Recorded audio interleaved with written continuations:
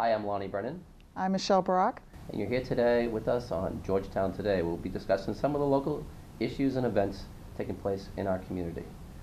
Michelle, you're here today about a very important, exciting event, and that is the fundraiser that you're running for the library.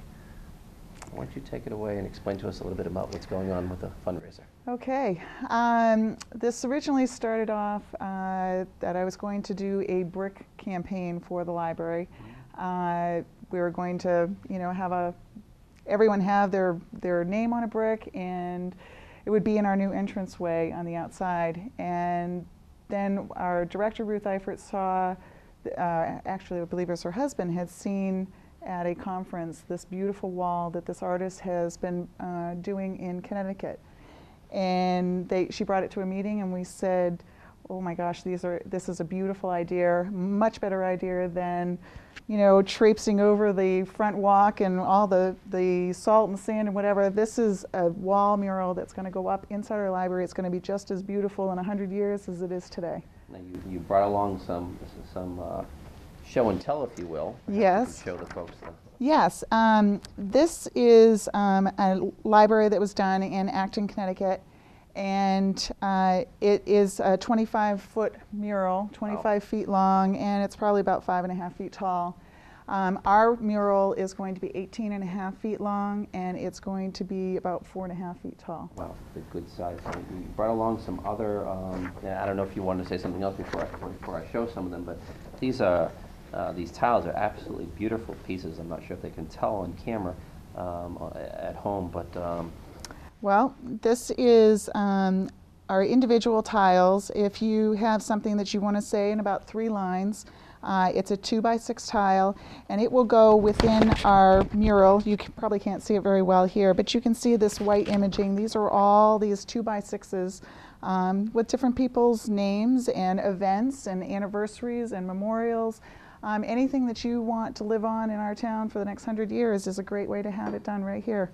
When you pointed there, this is an absolutely magnificent specimen that you have here. Perhaps you could.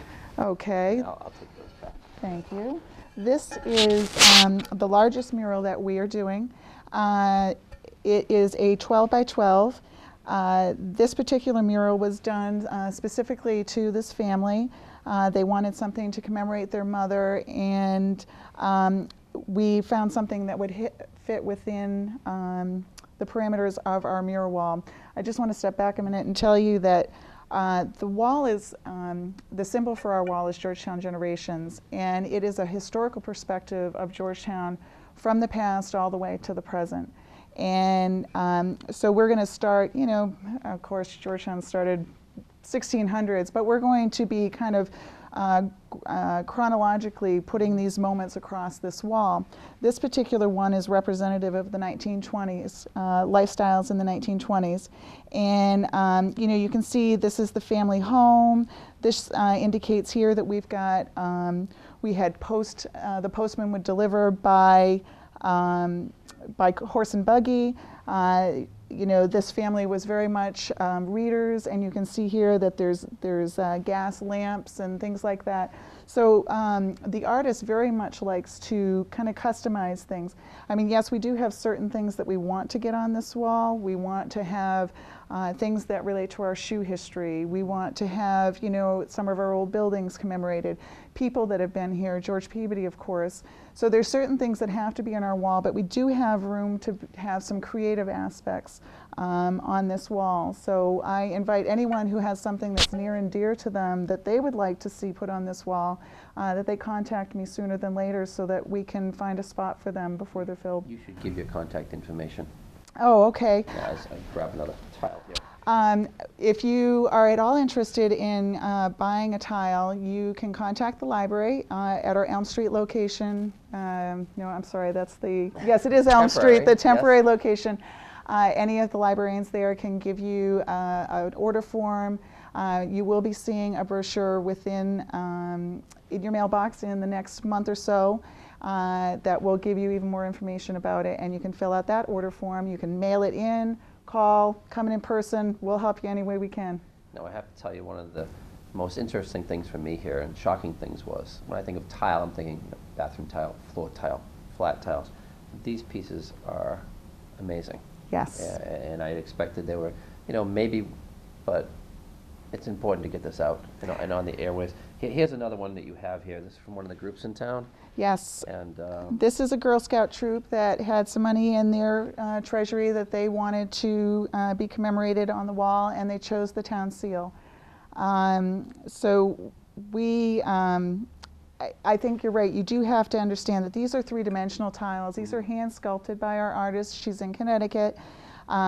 She takes them and puts them on a piece of plexiglass, and she molds she cuts them and molds them, and then they are baked and painted, and even these little details, she hand paints in all of these. Postage stamp and the shading. And yes. I mean, this is, at least an inch thick, just the relief section here. Exactly. It is considered bas relief, I think it's called.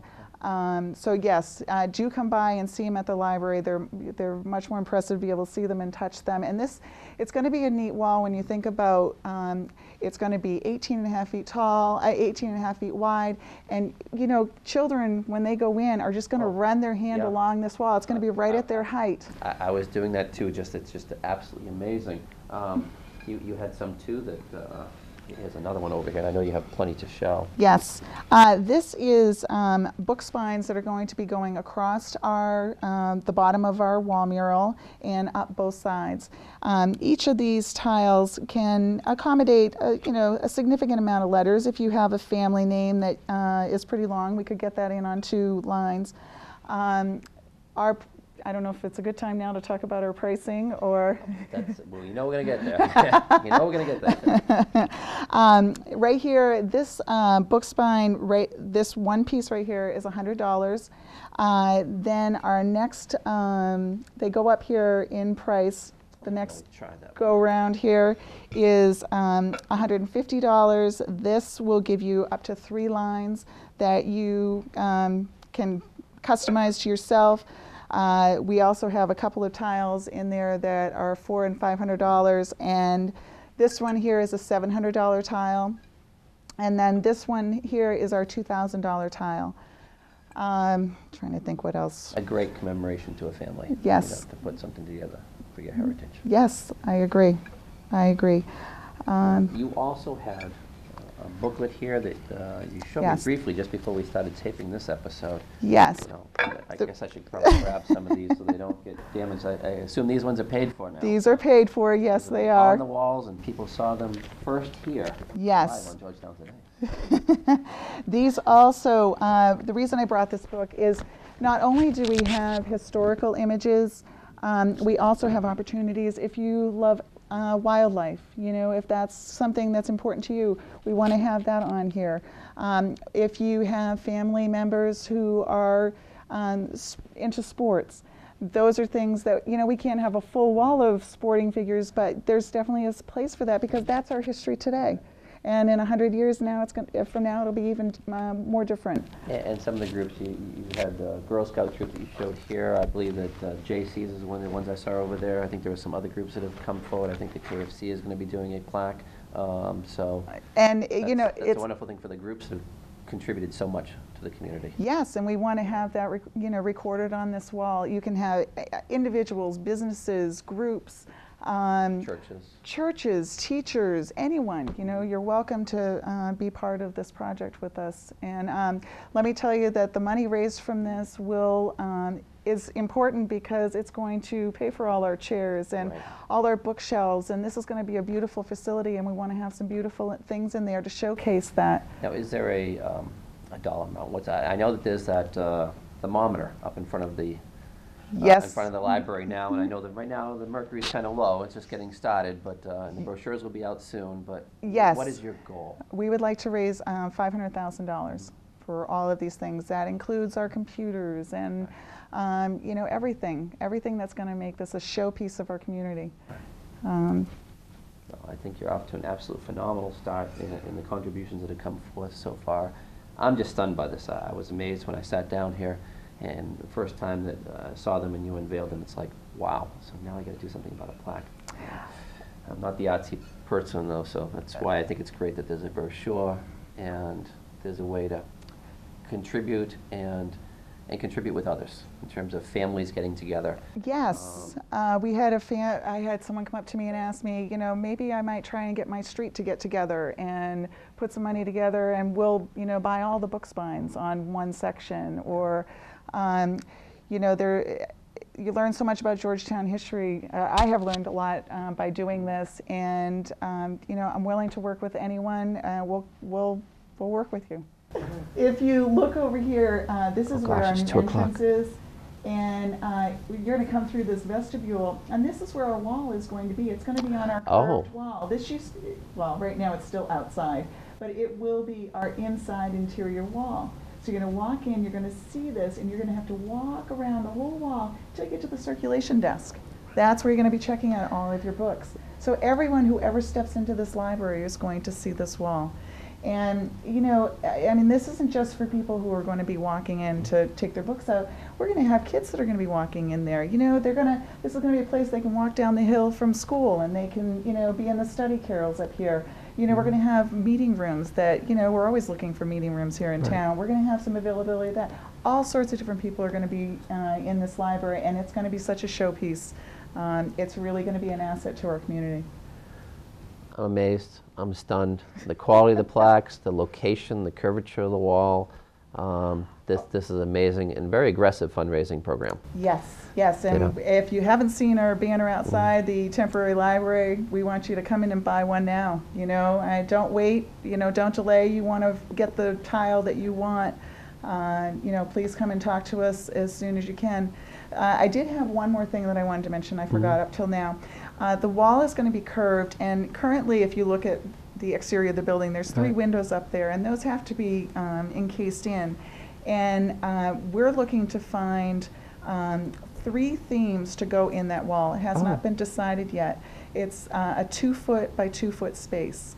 And so we have a possibility of doing 4 of those 12-inch tiles, and they can be made into a scene. You know, they could be made into something that honors. You know, I don't know if any of the groups in town are interested in doing something like that.